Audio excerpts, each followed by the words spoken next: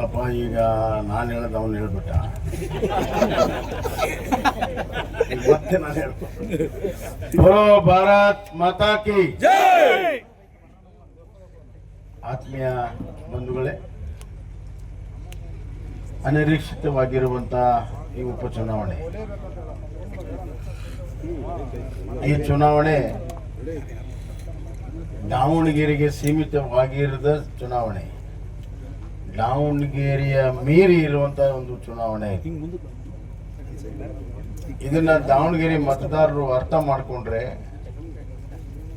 ಅವರು ಕೇವಲ ದಾವಣಗೆರೆ ಅಭಿವೃದ್ಧಿಗೆ ಅಷ್ಟೇ ಅಲ್ಲ, ಬರುವಂತಹ ದಿನಗಳಲ್ಲಿ ಈ ರಾಜ್ಯದಲ್ಲಿರುವಂಥ ಅತ್ಯಂತ ಕೆಟ್ಟ ವ್ಯವಸ್ಥೆಯನ್ನ ತೆಗೆದುಹಾಕಿ ಒಂದು ಸುವ್ಯವಸ್ಥೆ ಇರುವಂಥ ಒಂದು ರಾಜ್ಯದ ಅಭಿವೃದ್ಧಿಗೆ ಯಾರಾದರೂ ಮೊದಲನೆಯ ಬೀಜವನ್ನು ಹಾಕುವಂಥ ಅವಕಾಶ ಇದ್ದರೆ ಅದು ದಾವಣಗೆರೆಯ ದಕ್ಷಿಣದ ಮತದಾರ ಬಾಂಧವರು.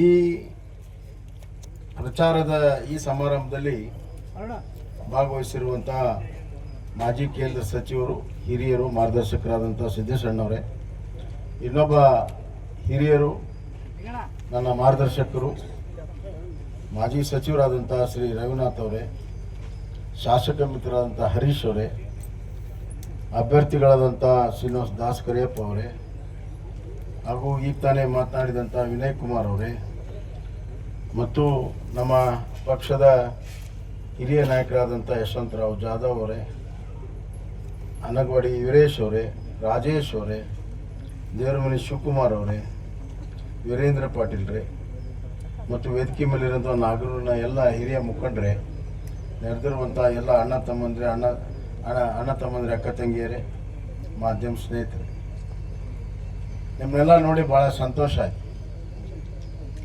ದಾವಣಗೆರೆಗೆ ಹತ್ತಿರುವಂಥ ಗ್ರಾಮೀಣ ಪ್ರದೇಶ, ಫಲವತ್ತಾದ ಭೂಮಿ ಇರುವಂಥದ್ದು, ಇಲ್ಲಿಯ ಪರಿಸರವನ್ನು ನೋಡಿದಾಗ ನೀವೆಲ್ಲ ಅತ್ಯಂತ ಪುಣ್ಯವಂತರು ಅಂತ ನನಗೆ ಅನ್ನಿಸ್ತಾ ಇದೆ. ನಾವೆಲ್ಲ ಒಣ ಬೇಸಾಯದ ಭೂಮಿಯಿಂದ ಬಂದು ನಾವು ಈ ಪರಿಸರವನ್ನು ನೋಡಿದ್ರೆ ಬಹಳಷ್ಟು ಸಂತೋಷ.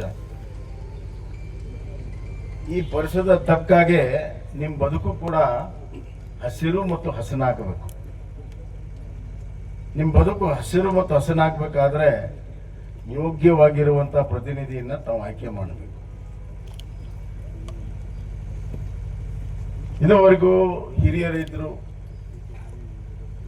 ಗೌರವ, ನಮ್ಮ ಸಂಸ್ಕಾರ, ನಮ್ಮ ಸಂಸ್ಕೃತಿ ಮಾಡ್ಕೊಂಡು ಬಂದಿದ್ದಾರೆ. ಆದರೆ ಇಲ್ಲಿ ಪ್ರಶ್ನೆ ಇರುವಂಥದ್ದು, ದಾವಣಗೆರೆಗೆ ಸೀಮಿತವಾಗಿರುವಂಥ ಪ್ರಶ್ನೆ ಏನಪ್ಪ ಅಂತಂದ್ರೆ, ಮೊದಲನೇದು ಈ ಸರ್ಕಾರ ಬಂದ ಮೇಲೆ ಒಂದು ಸಣ್ಣ ಅಭಿವೃದ್ಧಿ ಕೆಲಸವೂ ಕೂಡ ಮುಖ್ಯಮಂತ್ರಿಗಳಾಗಲಿ ಉಪಮುಖ್ಯಮಂತ್ರಿಗಳಾಗಲಿ ದಾವಣಗೆರೆಗೆ ಯಾವುದೇ ರೀತಿಯ ಕೊಡುಗೆಯನ್ನು ಕೊಟ್ಟಿಲ್ಲ. ಮುಖ್ಯಮಂತ್ರಿ ಸಿದ್ದರಾಮಯ್ಯ ಅವರು 3ನೇ ಬಜೆಟ್ ಅನ್ನ ಈ ಸತಿ ಮಂಡಿಸಿದ್ರು. ನಾನು ನೋಡಿದೆ, ಕನಿಷ್ಠ ಪಕ್ಷ ದಾವಣಗೆರೆ ಚುನಾವಣೆ ಬರ್ತದೆ, ಆ ಬಜೆಟ್ ನಲ್ಲಿ ದಾವಣಗೆರೆ ಅಂತ ಹೆಸರು ಬರ್ತದೆ, ಎಲ್ಲಾದ್ರೂ ಒಂದ್ ಕಡೆ ಅಪ್ಪಿತಪ್ಪಿ ಆದ್ರೂ ಬರ್ತೈತೆ ಅಂತ ನೋಡಿದ್ರೆ ಎಲ್ಲಿ ಕೂಡ ಕಾಣಲಿಲ್ಲ. ಅಂದ್ರೆ ದಾವಣಗೆರೆಯನ್ನ ಎಷ್ಟು ನಿರ್ಲಕ್ಷ್ಯ ಮಾಡಿದ್ದಾರೆ, ನಿರ್ಲಜ್ಜವಾಗಿ ನಿರ್ಲಕ್ಷ್ಯ ಮಾಡಿದ್ದಾರೆ ಅನ್ನೋದು ಬಹಳ ಸ್ಪಷ್ಟ. ಎರಡನೇದಾಗಿ ಅವರು ನಿರ್ಲಕ್ಷ್ಯ ಅಷ್ಟೇ ಅಲ್ಲ, ನಿಮ್ಮನ್ನ ಒಂದು ರೀತಿಯಲ್ಲಿ ಗ್ರಾಂಟೆಡ್ ತಗೊಂಡ್ಬಿಟ್ಟಿದ್ದಾರೆ. ಖಂಡಿತವಾಗ ನಮಗೆ ಊಟ ಹಾಕ್ತಾರೆ, ನಮ್ಮ ಬಿಟ್ಟಿಯಲ್ಲಿ ಊಟ ಹಾಕ್ತಾರೆ. ಈ ಕ್ಷೇತ್ರ ನಮ್ದು, ಇಲ್ಲಿ ಅಲ್ಪಸಂಖ್ಯಾತರು, SC ST ಬ್ಯಾಕ್ವರ್ಡ್ ಎಲ್ಲ ನಮ್ಮ ಗುತ್ತಿಗೆ ಆದ ನೌಕರರನ್ನು ತಗೊಂತೇವೆ. ಹಂಗೆ ಕಾಂಗ್ರೆಸ್ ಪಕ್ಷ ಈ ಅಹಿಂದ ಸಮುದಾಯವನ್ನ ಗುತ್ತಿಗೆ ಆಧಾರದ ನೌಕರರ ರೀತಿಯಲ್ಲಿ ಬೇಕಾದಾಗ ಉಪಯೋಗ ಮಾಡೋದು, ಬೇಡದಾಗ ಬಿಡೋದು. ಗುತ್ತಿಗೆ ಆಧಾರದ ರಾಜಕಾರಣವನ್ನ ಅಹಿಂದ ಸಮುದಾಯದ ಜೊತೆಗೆ ಮಾಡ್ತಾ ಬಂದಿದ್ದಾರೆ. ಹೀಗಾಗಿ ಇಡೀ ಕರ್ನಾಟಕದ ದಿಕ್ಕುಸೂಚಿ ಬದಲಾವಣೆ ಅಂದ್ರೆ ಏನು? ಕೇವಲ ಸರ್ಕಾರ ಬದಲಾವಣೆ ಮಾಡೋದು ದಿಕ್ಸೂಚಿ ಅಲ್ಲ. ಬದಲಾವಣೆ ಆಗಿರುವಂತಹ ಸರ್ಕಾರದ ಚಿಂತನೆಯಲ್ಲೂ ಕೂಡ ಬದಲಾವಣೆ ಆಗಬೇಕು. ಯಾರಿಗೆ ನ್ಯಾಯ ಸಿಕ್ಕಿಲ್ಲ, ಆರ್ಥಿಕವಾಗಿ ಸಾಮಾಜಿಕವಾಗಿ ನ್ಯಾಯ ಸಿಕ್ಕಿಲ್ಲ, ಅವರಿಗೆ ನ್ಯಾಯ ಕೊಡುವಂತ ಸರ್ಕಾರ ಬರಬೇಕು. ಬಡವರಿಗೆ ಅವಕಾಶಗಳನ್ನು ಕೊಡುವಂತಹ ಸರ್ಕಾರ ಬರಬೇಕು. ಮತ್ತು ಕೃಷಿ ಪ್ರಧಾನವಾಗಿರುವಂತಹ ನಮ್ಮ ರಾಜ್ಯದಲ್ಲಿ ರೈತರೇ ಪ್ರಧಾನ ಅಂತ ತಿಳ್ಕೊಂಡು ರೈತರಿಗಾಗಿ ವಿಶೇಷವಾಗಿರುವಂತಹ ಕಾರ್ಯಕ್ರಮವನ್ನ ಮಾಡಿ ಆತ್ಮಹತ್ಯೆ ಅಂಚಿನಲ್ಲಿರುವಂತಹ ರೈತರು ಉಳಿಸುವಂತ ಕೆಲಸ ಆಗಿದೆ. ದುಡಿಯೋ ವರ್ಗಕ್ಕೆ ಅವಕಾಶಗಳನ್ನ ಕೊಡಬೇಕು, ಯುವಕರ ಕೈಗೆ ಕೆಲಸ ಕೊಡಬೇಕು. ಇವು ಯಾವುದನ್ನು ಕೂಡ ಮಾಡದೆ ಯುವಕರ ಕೆಲಸ ಕೊಡಿ ಅಂತಂದ್ರೆ ನಿಮ್ಗೆ ಸ್ಟೈಫಂಡ್ ಕೊಡ್ತೇವಲ್ಲ ಅಂತ,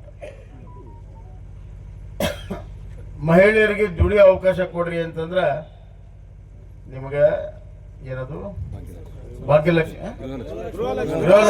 ಗೃಹಲಕ್ಷ್ಮಿ ಕೊಟ್ಟೇವಲ್ಲ ಅಂತ.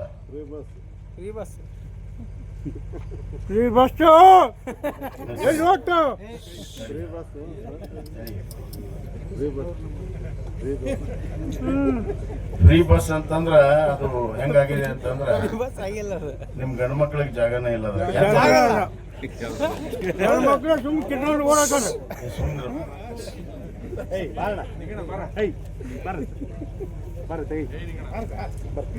ನಿಮ್ ಜಾಗನೇ ಇಲ್ಲ, ಯಾಕೆ ಸುಮ್ಮನೆ ಮಾತಾಡ? ಅವೆಲ್ಲ ಬಸ್ ಕೆಟ್ಟ ನಿಂತಾವ. ಈಗ ಇನ್ನೊಂದ್ ಸ್ವಲ್ಪ ದಿವ್ಸಕ್ಕೆ ಅಲ್ಲೆಲ್ಲೇ ರಸ್ತೆದಾಗ ನಿಂದಿರ್ತಾವು. ಫ್ರೀ ಅಂತ ಹೆಸರಿಗೆ ಅಷ್ಟ, ಬಸ್ ಇಲ್ಲದೆ, ಬಸ್ಸಿನಲ್ಲಿ ಪ್ರಯಾಣ ಇಲ್ಲ, ಆದ್ರೆ ಬಸ್ಗೆ ಫ್ರೀ. ಈ ಪರಿಸ್ಥಿತಿ ಬಂದಿದೆ. ಸರ್ಕಾರದ ಇಂಜಿನ್ನೇ ಕೆಟ್ಟ ನಿಂತಿದೆ, ಏನ್ ಬಸ್ ನಿಲ್ದೆ ಏನ್ ಮಾಡಿದ್ರಿ? 5,300 ಕೋಟಿ ರೂಪಾಯಿ KSRTC ಕೊಡಬೇಕು ಸಿದ್ದರಾಮಯ್ಯ. ನನ್ನ ಬೊಕ್ಕಸ ತುಂಬಿದೆ, ವಿರೋಧ ಪಕ್ಷಗಳು ಅಪಪ್ರಚಾರ ಮಾಡ್ತಾ ಇದ್ದಾವೆ. ಮತ್ತು ಕೂಡ ಪಾಪ ಸಿಗಿದ್ರಕ್ಕೂ ಕೊಡು. KEBಗೆ ಸುಮಾರು 5,000 ಕೋಟಿ ಕೊಡಬೇಕು, ಅದನ್ನು ಕೊಟ್ಟಿಲ್ಲ. ಕೊಡು ಅಂತಂದ್ರೆ ನನ್ನ ಬೊಕ್ಕಸ ತುಂಬಿದೆ ಅಂದ್ರೆ ಹೆಂಗಂದ್ರೆ ನಮ್ಮ ಸಿದ್ದರಾಮಣ್ಣನ ಲೆಕ್ಕ ಕನ್ನಡಿ ಒಳಗಿನ ಗಂಟೆ ಇದ್ದಂಗೆ.